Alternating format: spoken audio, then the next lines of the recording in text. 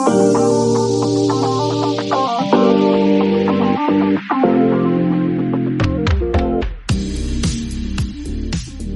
everyone, it's Crystal Buddhist, CEO of Fuel for Thought, and I'm happy to welcome everyone to day one of our 2023 retreat at 7 on Shelter, which is on Shelter Island, New York. We just stepped off the ferry. Everything is gorgeous here, and we're waiting for our little shuttle or SUV to take us to the hotel. I want to kick off the event by welcoming everyone and wishing that you all have a really positive experience here.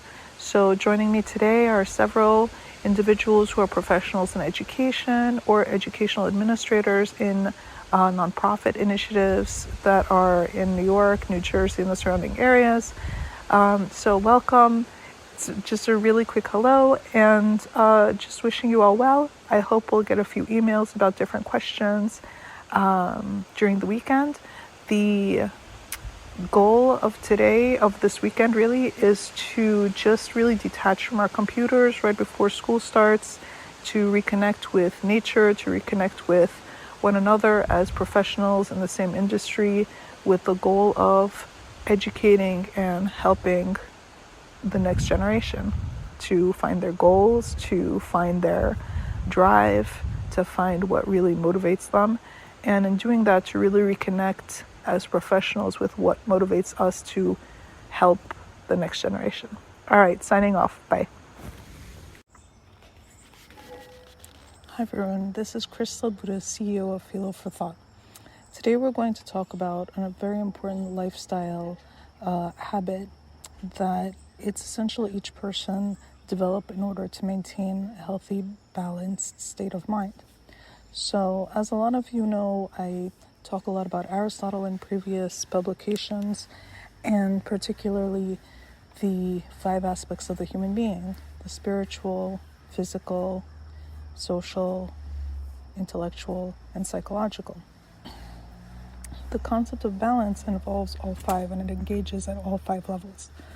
The spiritual we will talk about in a separate discussion post, because we do have so many aspects of our spirituality, which starts with having faith in ourselves and then having faith in the concept of being part of something that's greater than we are, the universe, right? But next are the intellectual and psychological properties, which is going to be what we focus on today, but it's also something that engages the physical. So basically, when you feel that you are overwhelmed with something, or you feel that psychologically you're surrounded by toxicity, it creates more toxicity. You're allowing toxicity to exist in your life, and it's created chaos now and stress and things that are unhealthy and block your ability to process things intellectually and emotionally. So what we're going to do today is do something that's very, very basic, because a lot of times we focus on the core in the physical sense of engaging our body so that we can be fit physically. However, carrying stress psychologically does also impact the body physically, as well as mentally and emotionally. So what we recommend doing at Fuel for Thought is engaging on a psychological level through a very simple breathing exercise. And as you do the breathing exercise, just a little bit whenever you have time. I personally prefer to do it very early in the morning as the sun is rising, because that's the way I did it with my papu when I was growing up. So it's basically something that you take 5 minutes. You can have next to you like a cup of tea or a cup of coffee, whatever you like, a juice, whatever you like. Just sit in a chair, or if you have one of those fancy terraces with a lounge chair or something, just relax. Sit down, relax, enjoy the sunrise, and take a deep breath. Inhale, and as you inhale, focus on really just taking in the great things around you. Today, for example, I'm surrounded by wonderful chirping birds, the smell of the ocean, We're at our August retreat, and so it's really just a lovely setting. This year we're having it at a very special place on Shelter Island, New York, called 7 on Shelter, which is a small business, Greek-owned, fabulous. We'll talk about it later and post on Instagram. Anyway, you're counting to 3. Deep breath. You're taking in the wonderful smell of the salt pool. You're taking in the sights, the beautiful birds, the plush trees, the lovely surroundings, the little sounds of the day waking up along with you. Opening your lungs up to potential, possibility, fresh air, everything. Now, slowly, you're going to exhale. As you exhale, it's really important to just let go. Let go of the stressful thing that has been keeping you up at night.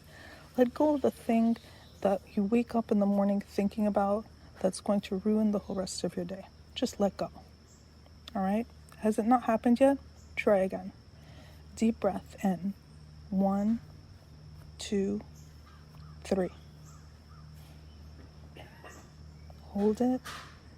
Think about this great day ahead of you. And then exhale slowly. Let everything negative go. Everything. All right? The idea is to start the day with a clear mind, happy, grateful, and connected with the positive. All right? Now, that's very, very difficult for some people to do because they're bogged down by a to-do list. They're bogged down by a lot of things. It's great to have a to-do list. It's great to stay organized. It's great to have your priorities set from the beginning of the day. However, letting negativity infect your day decreases your productivity, decreases your potential for processing, decreases your value and your potential as a human being. Okay? So that's something I'm going to ask you all to focus on today. All right? And then we'll continue next week. Bye. So we're winding down our 2023 retreat at 7 on Shelter, which is on Shelter Island in New York. And again, another lovely sunrise. We're winding down with a discussion about social, so continuing on with the theme of Aristotle and the S.I.P.P.S, which is spiritual, intellectual, psychological, physical, and social aspects of the human being. We're concluding with the social, which a lot of people tend to confuse because the trending terms are to be social or antisocial. And really what we want to focus on when we're trying to socialize or network or connect with people is really that connection. How is it that we connect with other people? Do we connect with some on the spiritual level? So, for example, I have a church family and I have a professional family, and I have a family of individuals who think in the same patterns that I do. So in that aspect, psychologically we connect because we have the same go-to vision of how to calculate and compute and process things, which actually, if you're interested in that, there's an assessment called the DISC assessment, which we do run. The app, or if you want, the program is free, and we charge just for the evaluation a very small, processing fee. But there are different types of assessment that you can see to investigate how you explore things, how you connect with things. Then there are people who you like to do activities with. For example, hiking. There's a hiking crowd. There's the biking crowd. There's the swimming crowd, tennis, what have you. Whatever makes you feel, happy and active. So socialization is really something that affects people at a different level and that impacts our lives. The one aspect of socialization that we have to diminish in our lives is really associating with toxic people, which of course during the entire retreat we've been talking about toxicity and gradually eliminating toxicity from our lives. It's not always easy to do, but if you do it one step at a time, First of all, spiritually having faith in yourself and having faith in the goodness that exists in other people. Then intellectually also making sure to only connect with people and things that are productive, positive, effective, but also interesting to you, right? So if it's something that's not interesting, you're not really going to engage the content properly. It's not going to fulfill you. And so really that's the point of this weekend, is to find things that are fulfilling for us.